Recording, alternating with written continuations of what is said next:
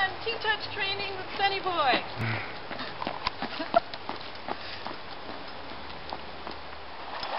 Let's go, Sunny. Let's go. The camera is not a ball. Go.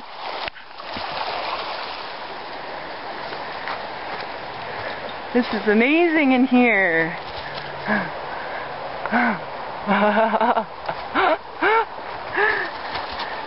One of Sunny's favorite swimming holes.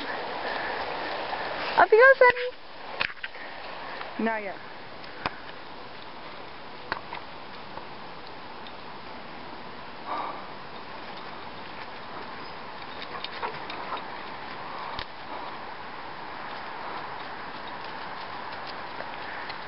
There's Sunny Boy, Lily, and Maxie.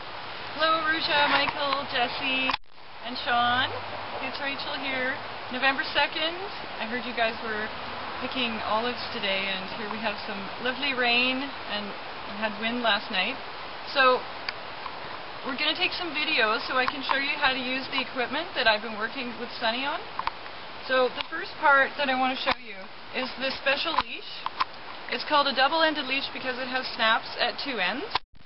And it also has these hooks here that make it really great for going around a pole if you need to quickly tie the dog up and flip around.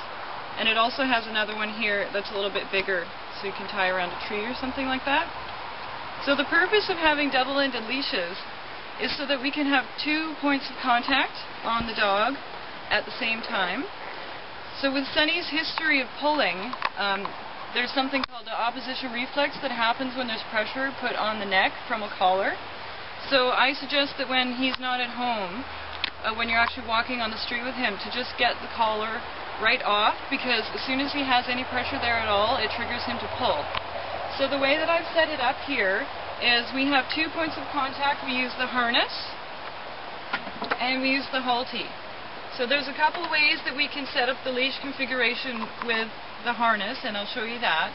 And the other way is to have it attached to the halty, which goes on the face. And this significantly reduces pulling. So this will help when you're walking down the streets, when you need him to be close to you and in control.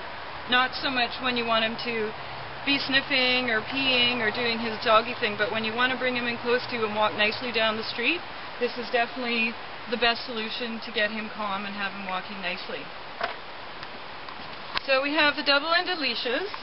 We also have the double-ended leashes for the 3 wee ones as well. The great thing about these leashes is you can see the snaps are very small. A lot of leashes will have big, heavy snaps that's too heavy for the Chihuahuas. So I got leashes to match the harnesses that you got. So Oliver was blue, Mocha was green, and Chiquita was red. So these just clip at the top of the harness, and then you'll be able to walk with them on leash as well when you're going down the street. So these are 7-foot long leashes, which gives you lots of room for them to go off and sniff when they need to. So I'll show you the step-in harness to start with. So it looks like this. Looks the same upside down as right side up, except that the top way has this loop here. So that's how you remember that that's up, that we have a little loop here, and at the bottom it's just sewn. Okay, so it's adjustable up here. It's called a step-in harness because the dogs put their feet in, they step into it, and then we clip it up behind them.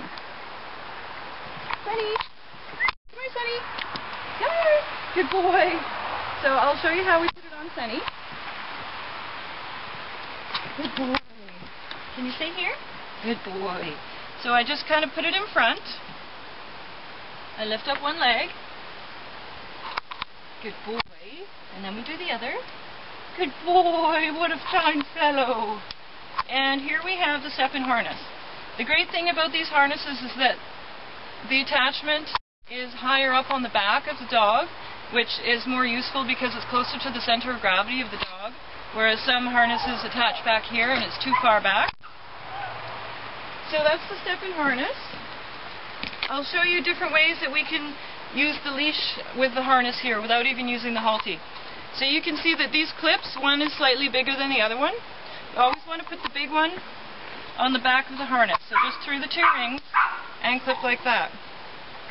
Now a really good way to help him stop pulling is you take this end of the harness, or the leash, loop it through that loop that we talked about earlier, and then we're going to come up and clip on the corner that faces down. Does that make sense? Can we see that? And we always want to have it so the clip is facing out, so it's not digging into the dog. So then we pull it through,